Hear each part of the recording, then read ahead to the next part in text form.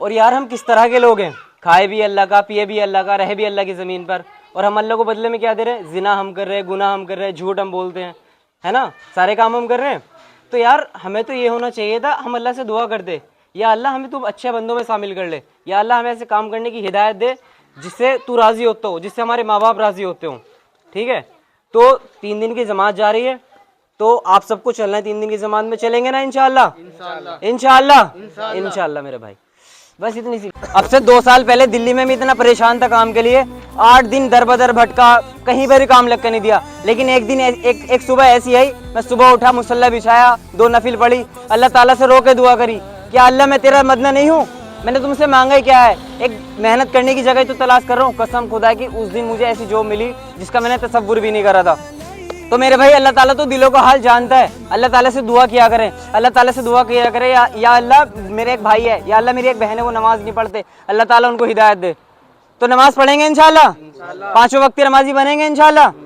میں باہر رہتا تھا تو وہاں پہ نا ایک بندہ تھا, میں نماز نہیں پڑھتا تھا, لیکن قسم خدا کی میں نے اس کو راتوں کو نا پتھری کے درد میں اسے نماز پڑھتے ہوئے دیکھا ہے.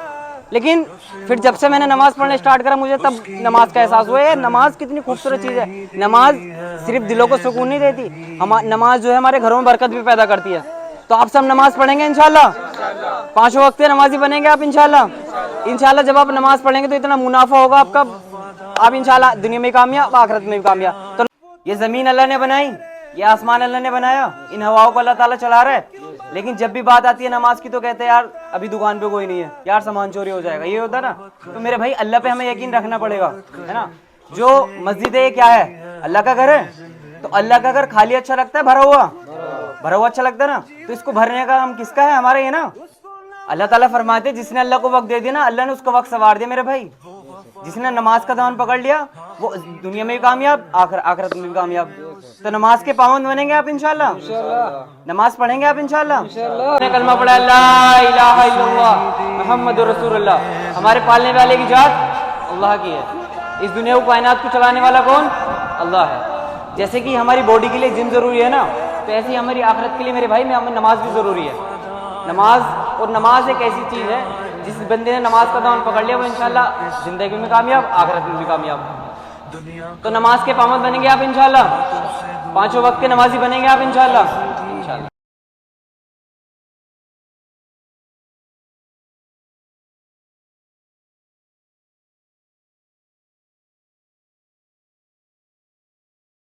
یہ زمین اللہ نے بنائی, یہ آسمان اللہ نے بنایا, ان ہواؤں کو اللہ تعالیٰ چلا رہا ہے, لیکن جب بھی بات آتی ہے نماز کی تو کہتے ہیں یار ابھی دکان پہ کوئی نہیں ہے, یار سامان چوری ہو جائے گا, یہ ہوتا ہے نا.